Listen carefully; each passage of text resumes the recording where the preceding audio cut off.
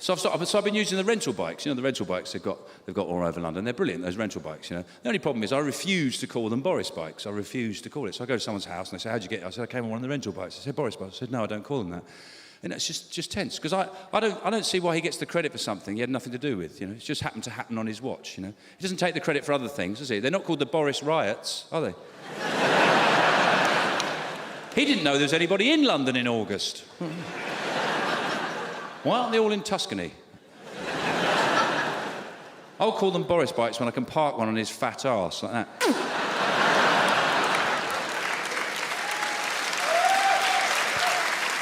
And I'm not a fan of Boris. I tell you why, because he's one of those people who's brilliant on television, but you don't really know what he's capable of. You know, I find him quite a sinister, scary man, because he doesn't really say what he believes in. I think he's capable of anything. And David Cameron's very similar. He's very good on television. You don't know what he's capable of. And the reason I mention it is the alternative is so piss poor, it's going to be one of those two, isn't it? Because Ed Miliband, there's no way you can have Ed Miliband as Prime Minister. It would be cruel. It would be cruel. To put him on his own in a room with Vladimir Putin would be cruelty.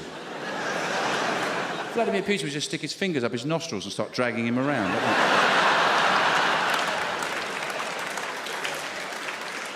Booting him up the arse.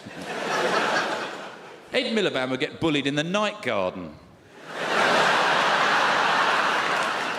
Iggle Piggle just go... And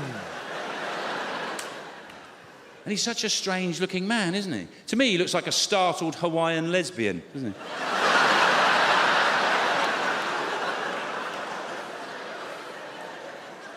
You know when you come across one in a clearing, they just... And I think he said it, somebody said it in a speech recently, and I thought it was a very good thing about politics. What they said was, we should all think about what sort of world we want to live in. What sort of world do you want to live in? I think it's a very good question to ask people, to help them choose who to vote for, you know? And I started to think more and more about this. What sort of world do I want to live in? Help me choose which political party to get behind. And I realised, for example, I want to live in a world where George Foreman actually makes those grills. He's in a shed with loads of oxyacetylene, burning stuff, soldering kit. Fella pops his head round the door and goes, George, we need more of them grills. We got an order here for 2,000 grills. You better hurry up, George.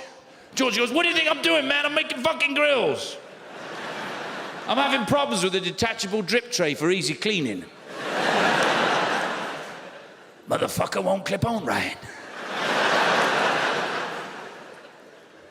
You finish this goddamn grill, I'm gonna start another one.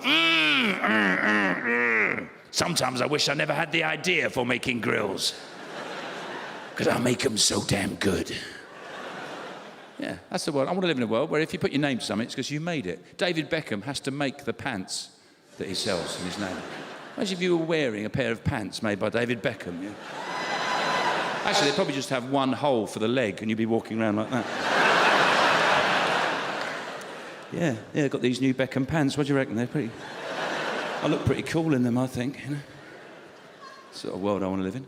I want to live in a world, this is really personal to me, I want to live in a world where a doctor doesn't need to get a long fibre optic cable with another cable attached to it, which they don't tell you about, 2 cables, doesn't need to get 2 cables and force them down your tiny little dry pee hole into your bladder just to tell you everything's all right.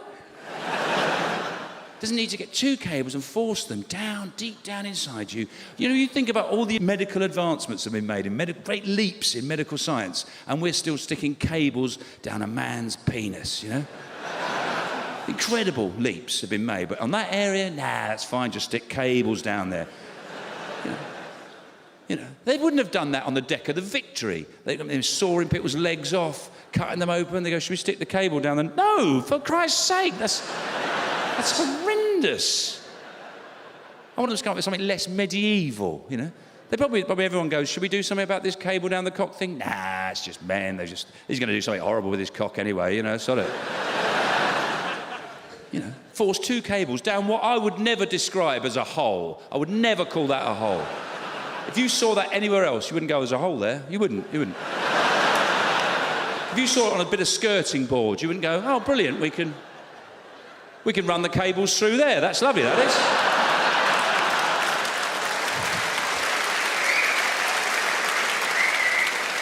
That's handy. We'll save on drilling. We'll just get them through there and knock off early. That's not a hole, Len. It is a hole. You hold it straight and I'll get it in there. That's a bloody hole, that is. It's not a hole. It's a very deep crack. You know. And in the process, ruin your penis. My penis is ruined. They ruined it. It's not immediately obvious. Over time, you realise, you know. If I go for a piss now, it takes about half a second.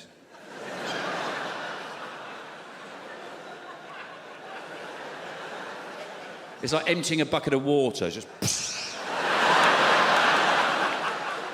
Sorry about that, I do apologise. Normally I use the cubicles, but it was busy. But look what they did to it, look what they did to it, look, it's ruined. Look. You can keep tennis balls up there, you know, it's just... It's like a floppy Pringles tube.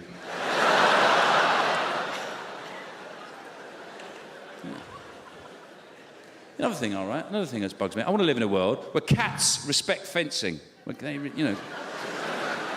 If dogs were jumping around from garden to garden, you go, sort your bloody dog out, what's going on? Just jumped in, ran around the garden, scared the shit out of everyone.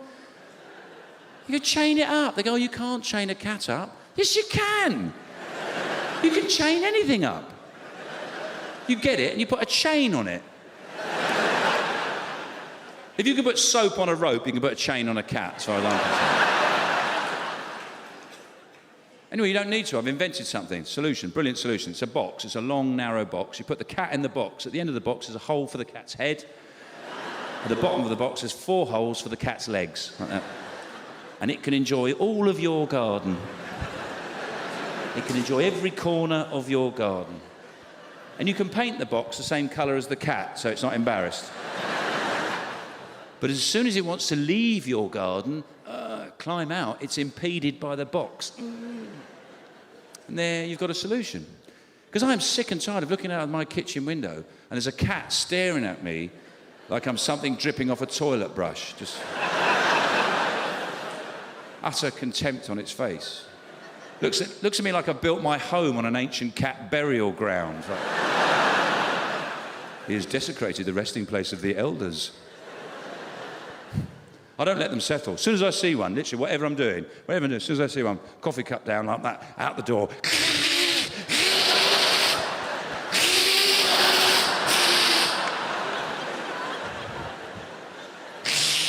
But that can be quite awkward, because I could be having a civilised conversation with a neighbour I barely know. Just moved to the area. Yes, no, we'd love to come round for the barbecue. That's very...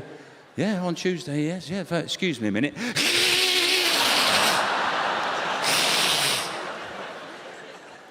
Because they don't like that, cats. Cats do not like that. To be honest, most people don't. There's very few people, if you go, they go, be over in a sec.